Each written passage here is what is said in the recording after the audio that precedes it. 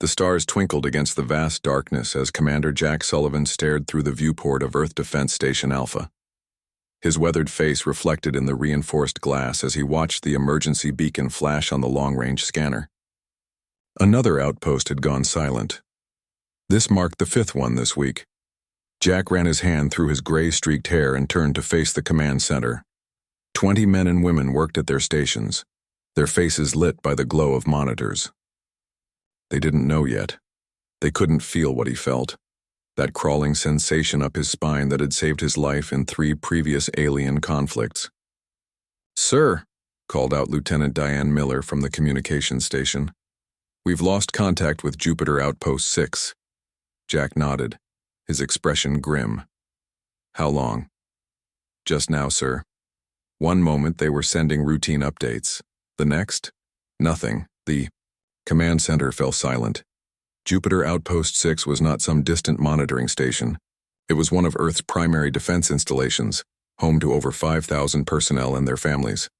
"Show me the last transmission," Jack ordered. Diane's fingers flew across her console. The main screen flickered to life, showing a harried-looking officer. Static cut through his words. "Massive ships just appeared. Unlike anything we've... Defense systems not responding. Requesting immediate..." The transmission ended with a flash of light, then darkness. Jack took a deep breath. "Send alert level Omega to all Earth defense stations. Contact Admiral Morgan immediately." As the command center erupted into controlled chaos, Jack's personal communicator buzzed. He glanced down at the name, Dr. Olivia West. The timing couldn't be a coincidence. Sullivan here," he answered, stepping away from the noise. "Jack, it's Olivia," came the reply, her voice tight with urgency. The Quantum Defense Initiative sensors detected multiple gravity distortions in the outer system. "These readings match what we observed during the Centauri incident." Jack's stomach tightened. The Centauri incident had cost Earth its first and only extrasolar colony. 2,000 lives lost in a day. "How many ships?" he asked. "More than we've ever seen." "Jack, this isn't a border skirmish. This is a full-scale invasion." For a moment, Jack said nothing. Humanity had been pushing outward for decades, establishing a fragile presence among the stars. The Galactic Concord, an alliance of 7 advanced alien species, had made their displeasure known through diplomatic channels and small military engagements. But this was different. "What about Project Firewall?" he asked quietly. Olivia hesitated. "That's why I'm calling. We achieved stability in the main reactor an hour ago. The system is operational." Jack closed his eyes briefly. Project Firewall was meant to be a deterrent, never to be used. The fact that it was ready now seemed like fate. "I'll inform Admiral Morgan," he said. "Begin final preparations." As Jack ended the call, the main doors to the command center slid open. Admiral Patricia Morgan strode in, her uniform crisp despite the early hour. At 62, she carried herself with the straight-backed posture of someone who had lived her entire life in military service. "Commander Sullivan," she said, her voice carrying across the room. "I see you're already aware of our situation." Jack nodded. "Yes, Admiral. Dr. West just confirmed that Project Firewall is operational." A flicker of emotion crossed Patricia's face, relief perhaps, or dread. "Then we have options. Let's discuss them in private." In Patricia's office, star maps and tactical displays covered the walls. She activated a privacy field before speaking.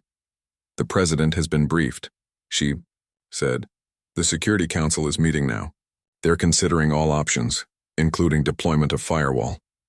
Jack leaned against the desk. "Do they understand what that means? What it will do?" "They understand that 7 advanced civilizations have decided humanity is too dangerous to exist," Patricia replied evenly. "And they understand that we've run out of places to retreat." A proximity alarm blared through the station. Patricia tapped her console, bringing up a tactical display. Multiple red dots appeared, moving rapidly. "Toward Mars. They've breached the outer system defenses," Jack noted, studying the display. "Our conventional forces won't hold them for long." "Then we'd better make sure Firewall is ready," Patricia said. She opened a secure channel to Earth Command. "This is Admiral Morgan. Authenticate security code Morgan 7 Delta Tango. Implement. Operation Last Stand. I repeat, implement Operation Last Stand." As Patricia spoke, Jack's mind raced back to his childhood. He had been 10 years old when humanity discovered they weren't alone in the universe. It should have been a moment of wonder. Instead, it became a harsh lesson about humanity's place in the galactic hierarchy. Earth was a backwater, humans a curiosity at best, a resource at worst. But humans didn't accept their assigned role. They pushed back, developed technologies that surprised their so-called superiors. And that, Jack knew, was why the Conquered had come in force. Not because humans were a threat now, but because of what they might become. Alarms sounded across the station as Patricia ended her call. "It's done," she said. "All hidden fleets have been activated. Dr. West has been authorized to prepare Firewall for deployment." "How long do we have?" Jack asked. "Before they reach Earth? 24 hours, maybe less." Jack nodded. "I should be with the defense fleet." "No," Patricia said firmly. "I need you to escort Dr. West and the Firewall device to the fallback position on Luna. If our conventional defenses fail, you'll be our last line." Before Jack could respond, the station shook violently. Warning lights flashed throughout the command center. "They're here," said Diane, her voice steady despite the fear in her eyes. Multiple Conquered warships just exited some kind of fold space directly inside Mars orbit. "They've bypassed our outer defenses completely." Jack exchanged a look with Patricia. The aliens had never shown this capability before. "How many?" Patricia asked. "Hundreds," Diane replied, "and more appearing every minute." Jack moved to the viewport. In the distance, he could see flashes of light as Earth's defense fleet engaged the invaders. Even from here, he could tell they were outmatched.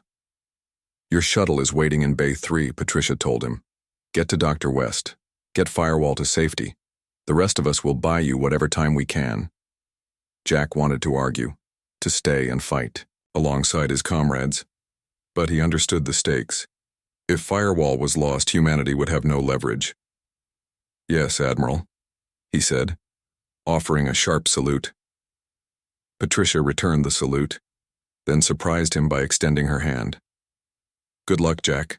Remember what we're fighting for."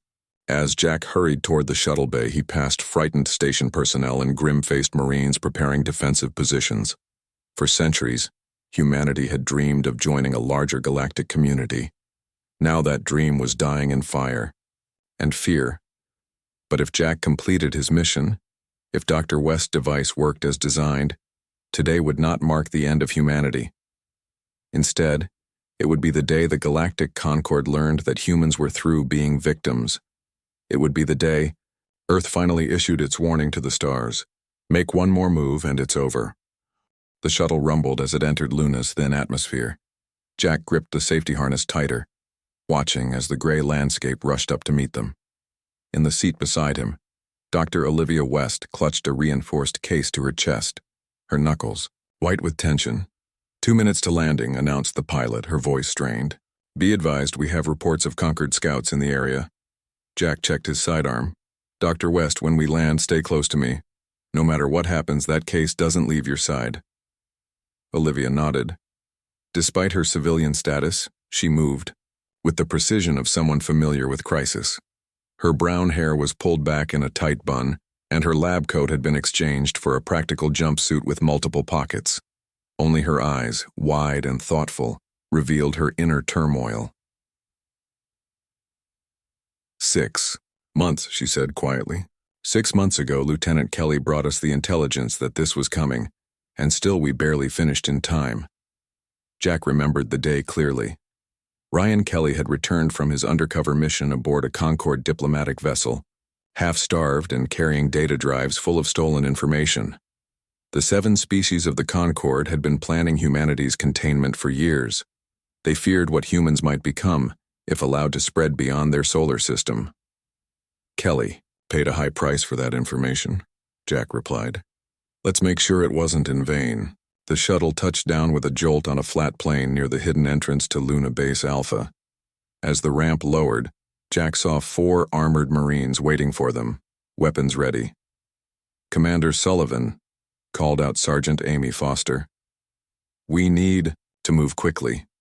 Our sensors detected 3 Concord ships entering lunar orbit. Jack helped Olivia unfasten her harness, and together they hurried down the ramp. The airlock to the underground base was disguised as a natural formation in the lunar surface, visible only to those who knew exactly where to look. As they reached the airlock, a flash of light erupted from beyond the lunar horizon. The ground beneath them trembled. They've found one of our decoy bases, Sergeant Foster explained as she ushered them inside. That should buy us some time. The interior of Luna Base Alpha hummed with activity. Unlike the sterile white corridors of most lunar facilities, this base was built for war.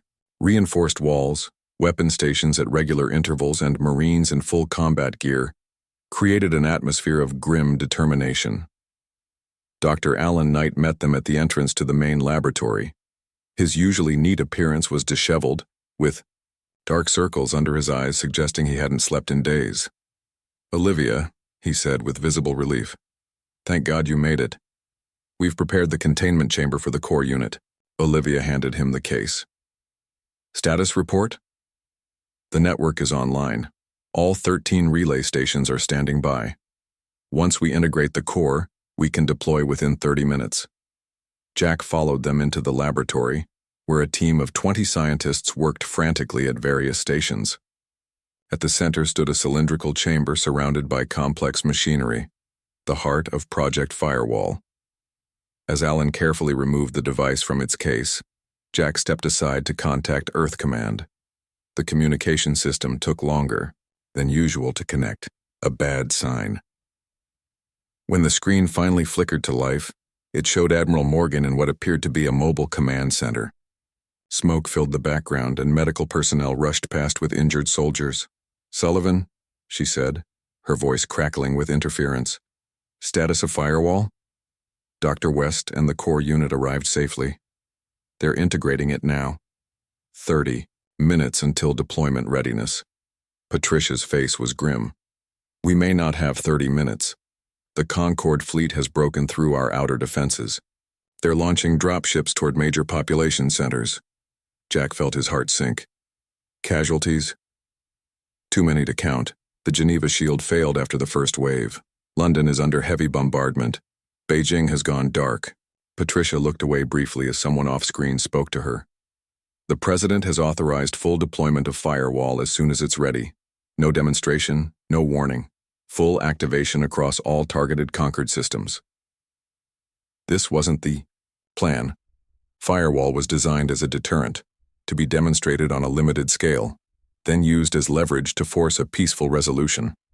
Full deployment meant, Admiral, that would affect billions of lives, Jack said quietly. And if we don't, there won't be any human lives left to count, Patricia replied. Those are your orders, Commander, full deployment. The screen went dark as the connection failed. Jack turned back to the laboratory, where Olivia and Alan worked. Feverishly to connect the core unit to the main system, he approached slowly, knowing what he had to tell them would not be well received. Dr. West, he said, Earth Command has ordered full deployment. No demonstration phase. Olivia's hands froze over the controls. She looked up at him, her face pale. That's not what Firewall was designed for. The cascading effect could spread beyond our targeted systems. We don't know the full extent of the damage it might cause.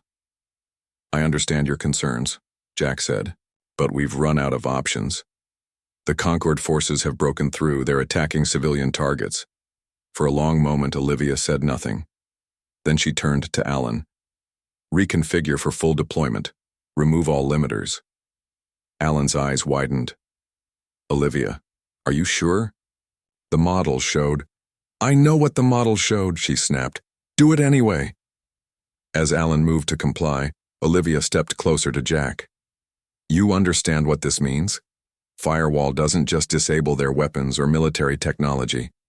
It rewrites the fundamental physical constants within the targeted space. Any advanced technology, from starships to medical equipment, will simply stop working. Permanently. Jack met her gaze steadily. How many civilian casualties? Directly? Very few. The effect doesn't harm living tissue, but indirectly? She took a deep breath. Any civilization dependent on advanced technology for food production, climate, control, medical care, will face collapse, Jack finished for her. I know, but if we don't use it, humanity ends today. The base shook violently. Alarm klaxons blared throughout the facility. Conquered forces detected on the surface, announced. A voice over the intercom. All security teams to defensive positions. Jack drew his weapon. How much longer? 20 minutes, Olivia replied, returning to her work. Maybe less if we bypass the safety protocols. Another explosion rocked the base, closer this time. Dust fell from the ceiling. Bypass them, Jack ordered. We don't have 20 minutes. As Olivia and her team worked, Jack joined Sergeant Foster at the laboratory entrance. Through the reinforced doors, he could hear the sound of weapons fire growing closer. Can you hold them? He asked. Amy checked her rifle's charge.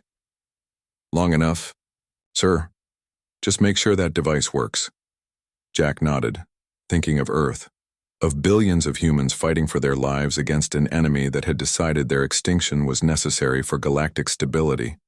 Behind him, Project Firewall hummed to life, its power building as humanity prepared to issue its final warning to the stars. The walls of Luna Base Alpha shook as another explosion hit somewhere above. Dust and small pieces of ceiling rained down on the laboratory equipment. Olivia worked quickly, her fingers dancing across the control panel as warning lights flashed around her. Core integration complete, she announced. Starting the activation sequence. Jack stood at the laboratory entrance with Sergeant Foster and her remaining Marines. 2 of them had already fallen defending the outer doors. The sound of alien weapons grew louder by the minute. How much longer? Jack asked over his shoulder. 10 minutes for full power-up, Olivia replied. We can't rush the quantum alignment or the whole system could fail. A Marine's radio crackled. They've breached level 3. Multiple hostiles moving toward the central hub. Jack made a quick decision. Sergeant, take your team and fall back to the emergency tunnels. Get as many of the science staff out as you can. Amy Foster frowned. Sir, our orders are to defend this position. And my orders are to make sure Project Firewall activates, Jack said firmly. We can't do that if everyone here is dead. I'll stay with Dr. West and buy you time. After a moment's hesitation, Amy nodded. Yes, sir, good luck. She turned to her team. Marines, new orders. We're evacuating all non-essential personnel through the emergency tunnels. As the Marines began ushering scientists toward the back exit, Alan Knight approached Jack. I'm staying too, he said. Olivia needs help with the final calibrations. Jack didn't argue. They would need every second they could get. The laboratory door sealed shut as the last of the evacuating personnel left. Jack dragged heavy equipment in front of it, creating a makeshift barricade. It wouldn't stop the aliens for long, but maybe long enough. 5 minutes to full activation, Olivia called out. Alan, I need you to stabilize the quantum field. Tanti, base shook again, harder this time. One of the overhead lights broke free and crashed to the floor, sending glass everywhere. They're using heavy weapons, Jack said grimly. They must know what we're doing here. A new sound joined the chaos, something massive drilling through the ceiling. Metal groaned and concrete dust filled the air above one corner of the lab. They're coming in from above, Alan shouted. Jack aimed his weapon at the ceiling. Keep working. Don't stop for anything. The ceiling burst open with a shower of debris. Through the hole, Jack caught his first glimpse of their enemy. Armored figures with 4 arms, their helmets revealing insect-like features. Sarathi shock troops, the elite warriors of the conquered. Jack fired immediately, catching the first alien as it dropped through the hole. It fell with a shriek, but 3 more followed quickly. Their weapons fired strange energy bolts that left glowing trails in the air. Get down, Jack yelled as he dove behind a console. Alan pushed Olivia to the floor just as energy bolts sliced. Through the air where they had been standing, equipment sparked and exploded around them. The core, Olivia cried out. If they damage it, just stay down, Jack ordered. He popped up from his cover and fired again, catching another alien in what appeared to be its shoulder. It stumbled but didn't fall. The laboratory door began to glow red as something cut through it from the other side. They were surrounded. 3 minutes to activation, Alan reported, crawling toward a secondary control panel. But we need to maintain the connection to the relay network. One of the alien energy bolts hit the panel above Alan's head, showering him with sparks. He cried out in pain but kept moving. Jack emptied his weapon at the ceiling breach, forcing the aliens to take cover. He quickly reloaded, knowing they would advance again any second. "Dr. West," he called, "is there any way to speed this up?" Olivia had crawled back to the main control station. "I can bypass the safety limiters completely, but it might destabilize the quantum field." "What happens then?" "Best case? The effect is stronger than we planned. Worst case?" She met his eyes. "It could affect our own technology too." The door at the front of the lab began to buckle inward. "Do it," Jack decided. "We don't have a choice." Olivia nodded and began entering commands. "Alan, reroute power from sections 3 and 4 to the main core." As Alan worked, a new blast tore through the ceiling, widening the breach. 5 more Zarathi dropped into the lab, their weapons firing wildly. Jack ducked behind a heavy machine, returning fire when he could. One of his shots found its mark and an alien fell. But there were too many. They began to advance methodically across the lab, using equipment for cover. "1 minute!" Olivia shouted over the noise. "The field is destabilizing but still within acceptable parameters." The front door finally gave way, crashing inward along with parts of Jack's barricade. Through the opening poured more aliens, these ones different from the Zarathi. Taller, thinner beings with pale skin and elongated heads. Vrel scientists, the technological masterminds of the Concord. One of them pointed at the firewall core and barked orders in an alien language. The Zarathi troops immediately focused their fire on the central chamber. "No!" Alan cried, throwing himself in front of the controls. An energy bolt caught him squarely in the chest.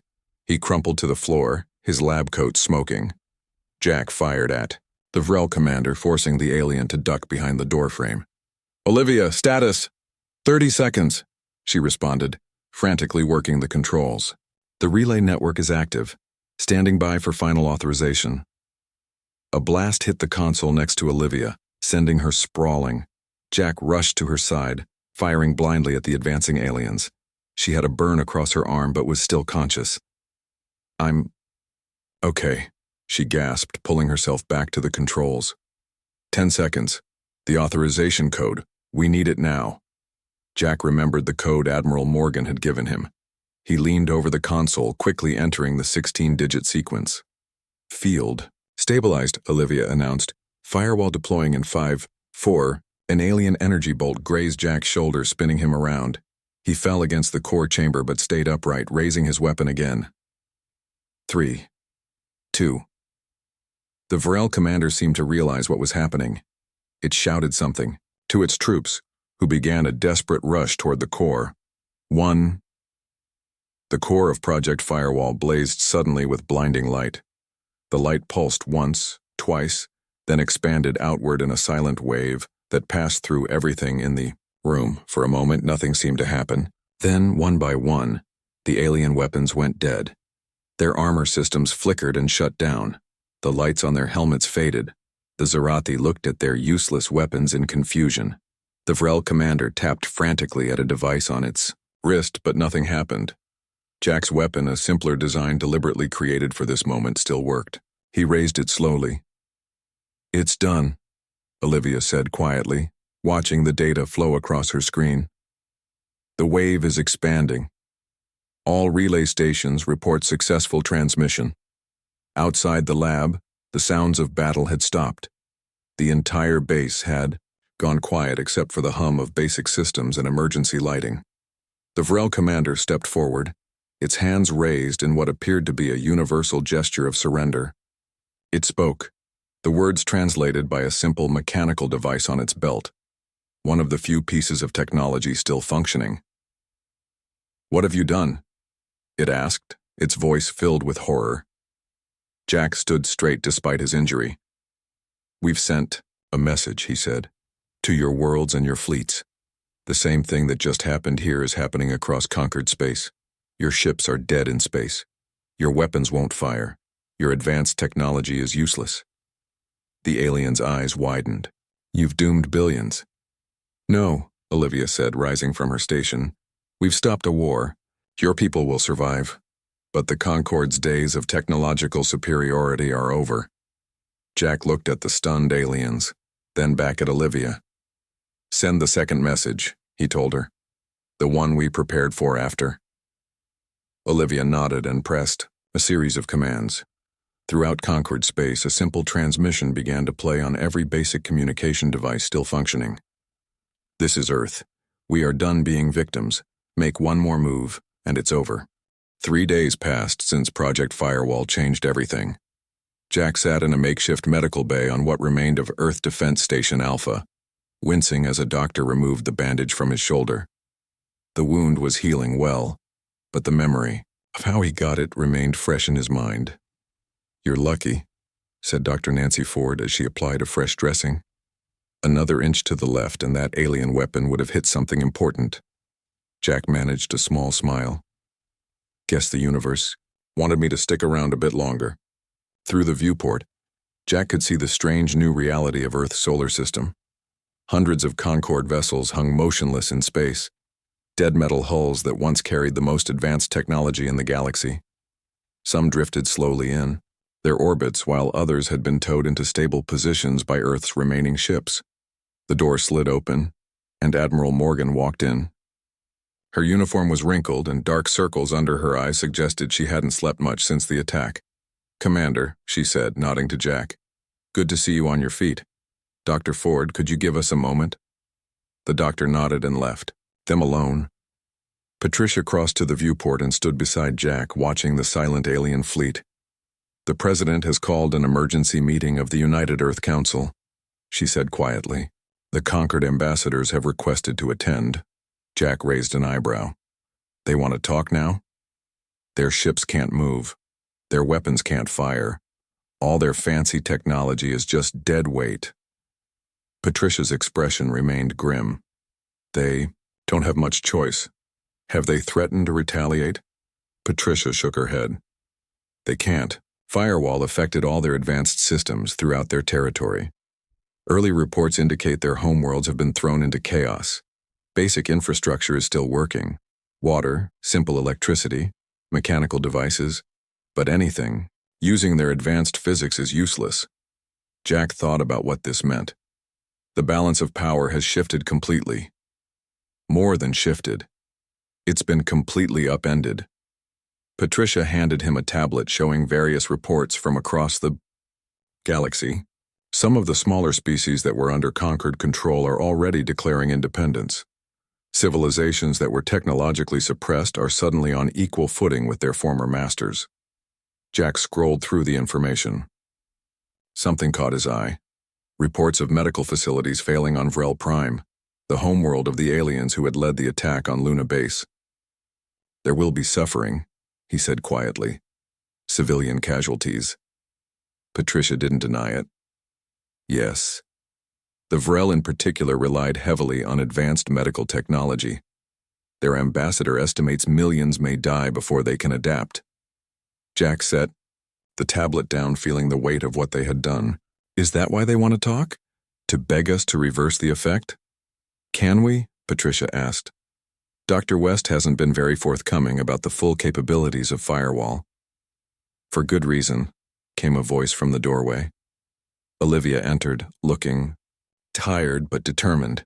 Her injured arm was in a sling, but otherwise she seemed recovered from the battle on Luna. The effect can't be simply reversed. It's not a field we can turn off. We rewrote the fundamental constants within conquered space. Patricia frowned. So there's nothing we can do for them? I didn't say that. Olivia placed her own tablet on the table between them. It showed schematics for a new device.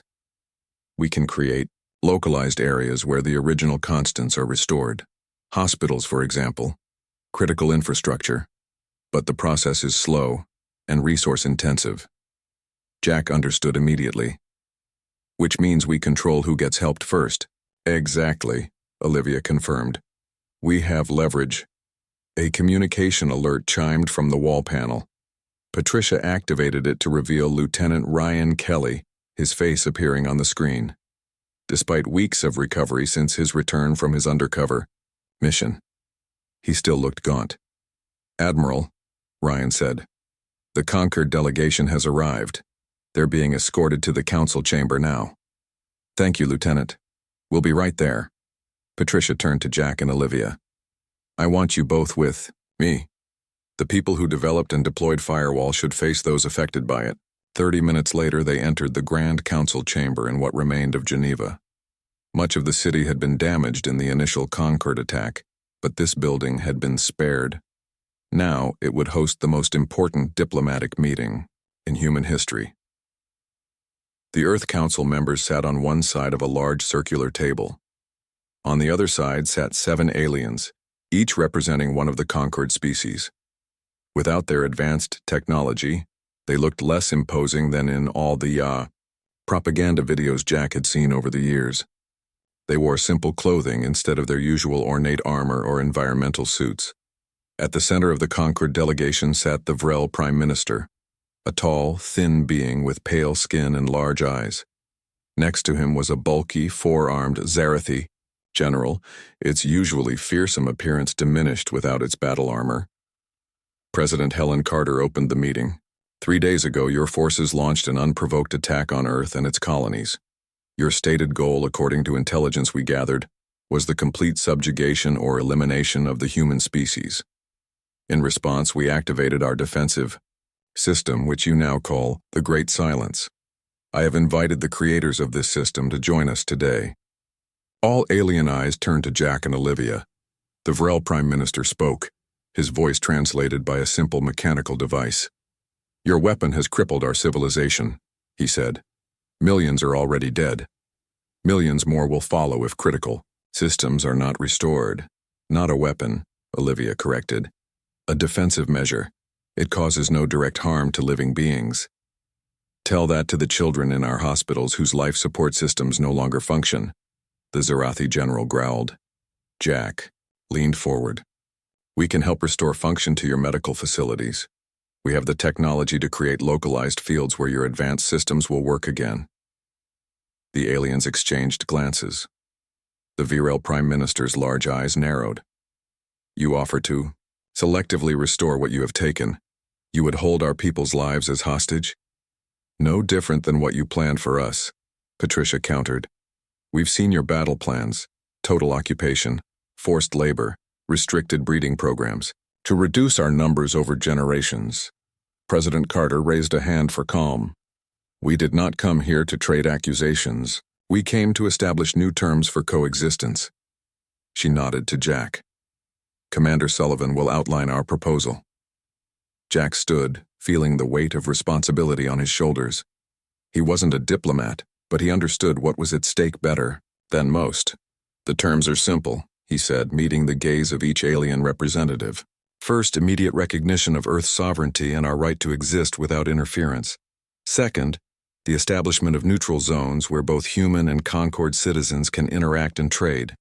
Third, the sharing of historical and scientific knowledge that has been kept from us." "And in return?"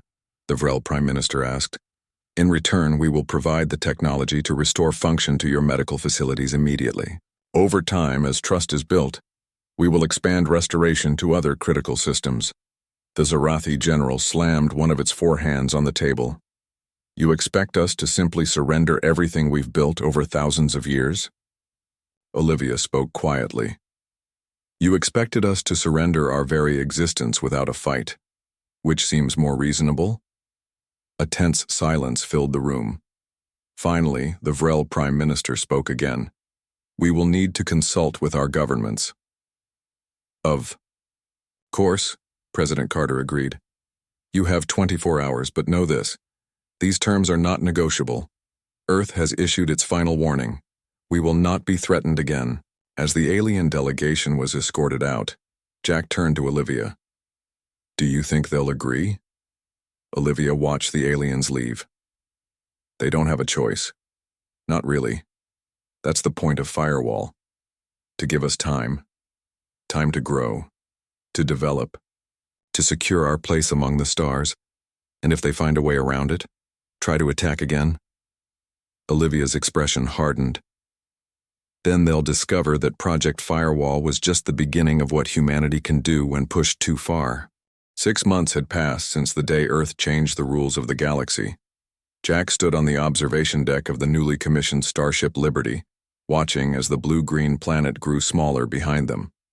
This was humanity's first official mission beyond the solar system, not as refugees or explorers, but as recognized equals in the galactic community.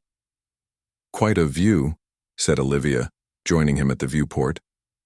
Her hair had grown longer since the crisis, and she had traded her lab coat for the dark blue uniform of Earth's new scientific corps. "Hard to believe we're actually doing this." Jack nodded. "When I joined Earth Defense, I never thought I'd live to see humans traveling freely among the stars." The Liberty was a hybrid vessel, combining human engineering with carefully restored Concorde technology. After extensive negotiations, the Galactic Concorde had accepted Earth's terms. Medical facilities had been restored first, followed by essential infrastructure.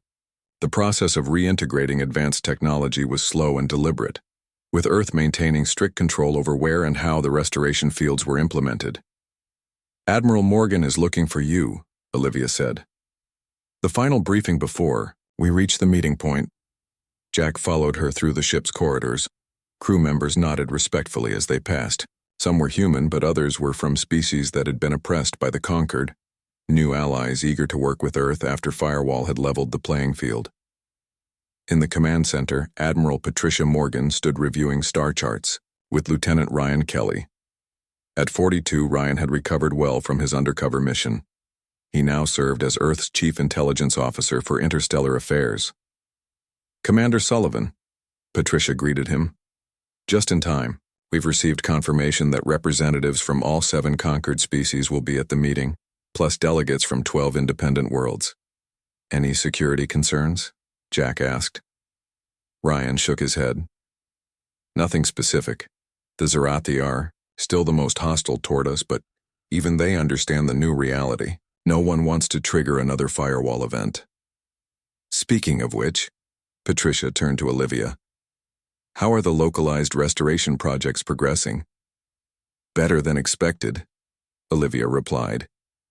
"We've restored functionality to all major medical centers across conquered space. Agricultural systems are next on the priority list. The Vrel scientists have been surprisingly helpful in mapping critical infrastructure." Jack wasn't surprised.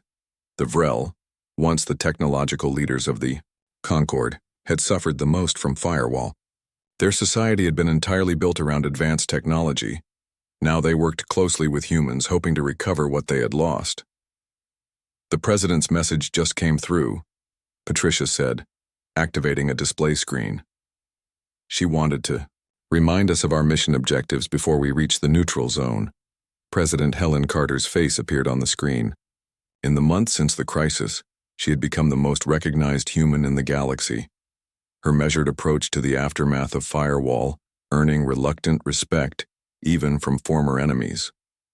"This summit represents a turning point," she said, "not just for humanity but for all species affected by recent events. Your mission is threefold: establish formal diplomatic relations with independent worlds, negotiate fair terms for continued technology restoration, and begin the process of integrating human representatives into the new Galactic Council." Jack listened carefully. This wasn't just a diplomatic mission. It was humanity claiming its rightful place among the stars. "Remember," President Carter continued, "our goal was never domination.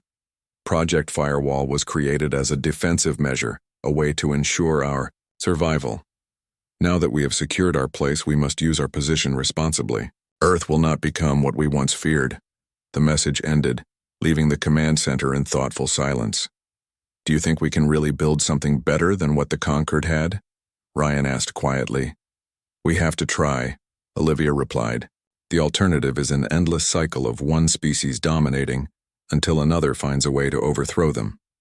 2 days later, the Liberty arrived at the neutral zone, a space station built in orbit around an uninhabited planet. Once a minor Conquered outpost, it had been converted into a meeting ground, where all species could gather as equals. Jack, Olivia, Patricia, and Ryan led Earth's delegation down the docking ramp. Representatives from 19 different worlds waited in the main chamber, creating a colorful and diverse assembly unlike anything humans had seen before. The Vrel Prime Minister stepped forward first. Without his ceremonial robes and technological enhancements, he appeared almost fragile. On behalf of the Transitional Galactic Council, I welcome the representatives of Earth, he said formally.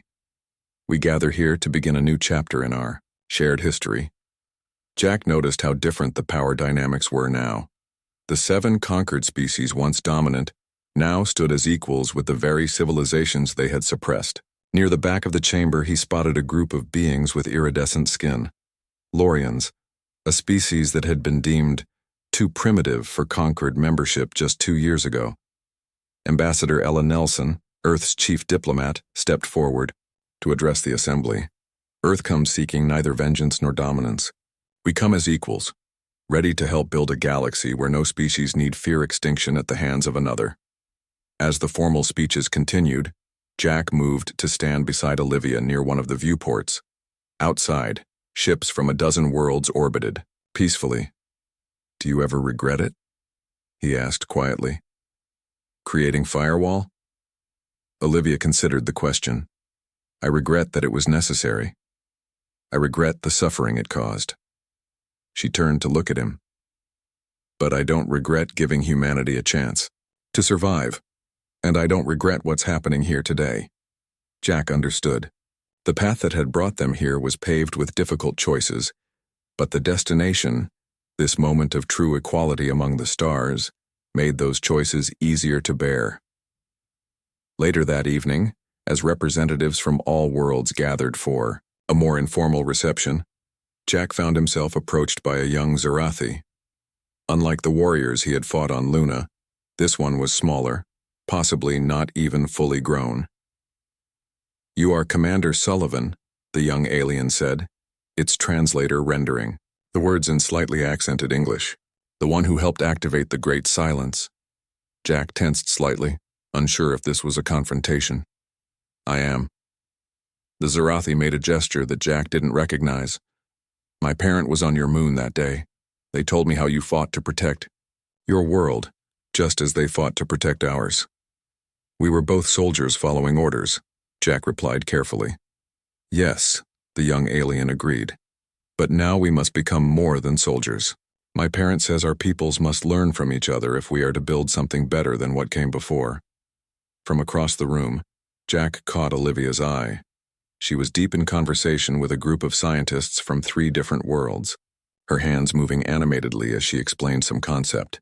Despite everything, she had found a way to see this new reality as an opportunity rather than just the aftermath of conflict. Your parent is wise, Jack told the young Zarathi, and I believe they're right. As the stars shone through the viewport, behind them, Jack realized that Earth's warning to the galaxy had accomplished something no one had expected.